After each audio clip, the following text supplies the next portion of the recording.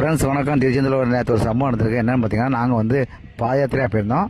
சரி, சாயந்தரம் சாமி கும்பிடலாம்னு சொல்லிட்டு நேற்று போய் சாயந்தரம் சாமி கும்பிட போகிறோம். மெயின் கோபுரத்தில் ஒரு 50-60 பால்குடம் வந்துச்சு. பால்குடத்தில் பார்த்தா எல்லாத்துலேயும் லேபிள் விட்டுருக்காங்க. என்ன பார்த்தா நம்ம ஆளுங்கச்சி நம்ம முதல்வர் போட்டவும் பையன் போட்டவும் விட்டுருக்காங்க. இது மிகவும் ஒரு வருத்தமான செய்தி.